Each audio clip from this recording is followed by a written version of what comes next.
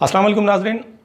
नाजरीन, क्या banking sector में contractual outsource third party appointment के हवाले से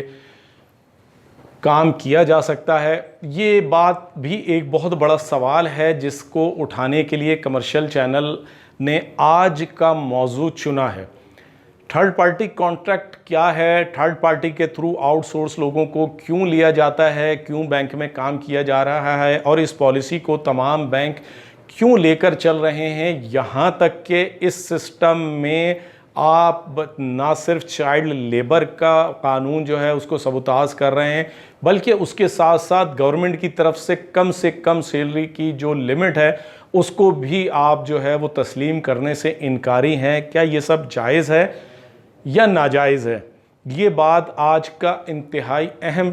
इशू है और इसको ज़रूरी है कि इसको उजागर किया जाए ताकि इस हवाले से कौन क्या कर रहा है उन लोगों को सामने लाकर इसका सद्देबाब किया जा सके। थर्ड पार्टी कॉन्ट्रैक्ट की बुनियाद किसने रखी और कब रखी गई? ये बात सन 2000 से शुरू हुई कि जब बैंकिंग सेक्टर ने नया स्टाफ रखने से जो है वो ख़त्म कर दिया उसके सिलसिले को, और बिलखुसूस जो दर्जा चहारुम जिसे हम नायब कासिद, जिसे हम चपरासी, जिसे हम लिफ्टमैन या इस टाइप के जो ड्राइवर्स, गनमैन, इस टाइप के लोगों की भर्ती का सिलसिला ख़त्म करके और डायरेक्ट फिर हम कैशियर्स के लेवल पर आ गए और बाद में कैशियर्स को भी मैनेजमेंट ग्रेड में लेते हुए यूनिवर्सल टेलर का नाम दे दिया गया, management trainee, management cash management का नाम दे दिया गया, हेड कैशियर का नाम दे दिया गया, कैश ऑफिसर का नाम दे के इन्हें इंतज़ामी यानी पावरफुल लोगों में शामिल कर दिया गया। यहाँ मकसद शायद यूनियनिज़म का ख़ात्मा था कि जो साल 2000 तक इंतहाई मजबूत किरदार अदा करती थी और पे स्केल और वेजेस के हवाले से इनका बहुत अहम किरदार हुआ करता था और इसके लिए वो बराह रास्त वजारत ख़जाना से मुज़ाकरात किया करते थे। इन यूनियंस पे पाबंदी लगाने के साथ साथ इन्होंने भर्तियों पर पाबंदी लगाई और भर्तियों के हवाले से तोड़ करने के लिए थर्ड पार्टी कॉन्ट्रैक्ट सिस्टम को मुतारिफ कराया गया। थर्ड पार्टी कॉन्ट्रैक्ट की अगर पाकिस्तानी कानून में देखा जाए तो कोई गुंजाइश नहीं बनती है। पाकिस्तानी कानून के मुताबिक अगर कोई बंदा किसी इदारे में 90 दिन मुस्तकिल काम करता है तो कानून के तहत वो उस इदारे में मुस्तकिल हो जाता है और इस मुस्तकिली के हवाले से नेशनल बैंक के ही कई आउटसोर्स स्टाफ ने मुख्तलिफ कोर्ट्स में अपीलें की और अब उन स्टाफ को कोर्ट्स ने रिलैक्स दिया और उनको लिए बैंक को हिदायत जारी की कि इनको मुस्तकिल बुनियादों पर बैंक में हायर किया जाए। कुछ पे अमल दरामद हुआ, कुछ पे नहीं हुआ। ये सिर्फ बात नेशनल बैंक की हद तक महदूद नहीं रही। यहाँ पर हबीब बैंक के हवाले से भी यही किरदार रहा जब उसमें जो दर्जा चहारुम था उसको बिल्कुल फारिग कर दिया गया। गार्ड, मैसेंजर और जो ड्राइवर हजरात थे उनको फारिग करके 2 कंपनियाँ बना दी गई, उनके तहत मुलाजमत दे दी गई।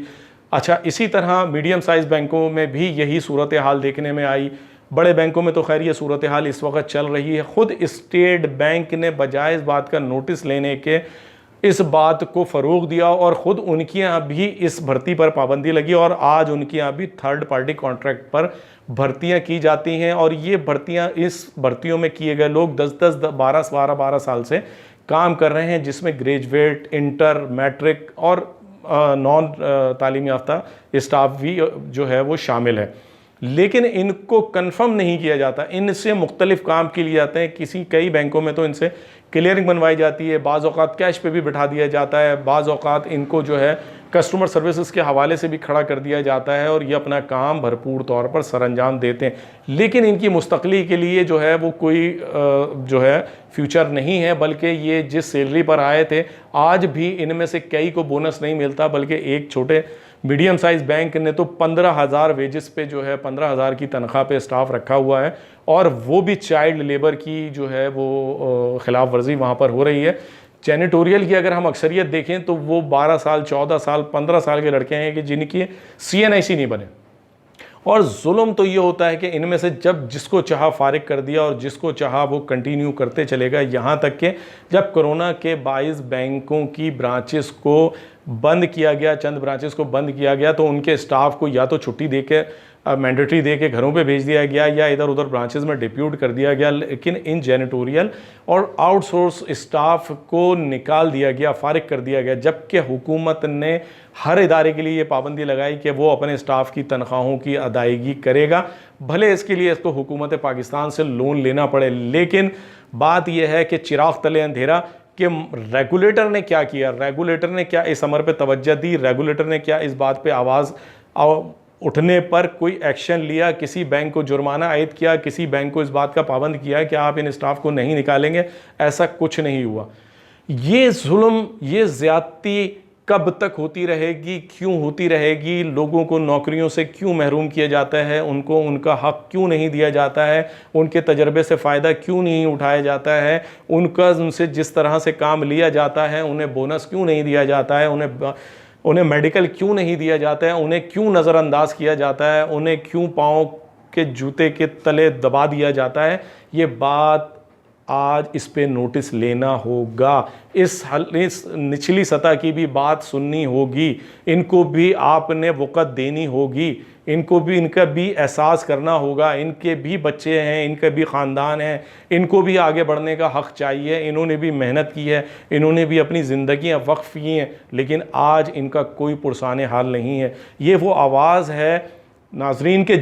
जिसमें आपको मेरे साथ आवाज़ मिलानी है, इन बच्चों के हक़ के लिए आवाज़ को उठाना है, बढ़ाना है और ज़्यादा से ज़्यादा शेयर करना है। मुझे उम्मीद है कि हुकूमत वक्त या स्टेट बैंक के जो लोग मुझे आवाज़ को इसको सुन रहे हैं, यकीनन इस पे संजीदगी से सोचेंगे कि क्या किसी का गुजारा 15,000 में हो सकता है, 17,000 में हो सकता है, या उनका हक़ उनको मिलना चाहिए। आप भले उनको जो है मुस्तकिल रख लें, उनके फ्रेंच बेनिफिट्स कम, पर्क उनके कम रखें, उनके बेनिफिट्स कम रखें, लेकिन उनको कुछ उनके बुनियादी हुकूक ज़रूर फराहम की जाए, मुस्तक़ली ज़रूर दी जाए, तहफ़्फ़ुज़ ज़रूर दिया जाए कि अगर हम मरते हैं तो हमारे पीछे हमारे ख़ानदान को कोई सहूलत हासिल होगी या उन्हें जॉब पे रखा जा सकता है या हमें फ्यूचर में तनख्वाह बढ़ सकती है। नाज़रीन, उम्मीद है कि अपनी राय का इजहार करेंगे। आपकी आवाज़ को, आपके मसाइल को कमर्शियल चैनल इसी तरह से उठाता रहेगा। आपने भी हमें अपने राय के ज़रिए हमारी इस आवाज़ पे लब्बैक कहना है और अपनी राय से आगाह करते रहना है। फिर मुलाकात होगी। अस्सलामु अलैकुम।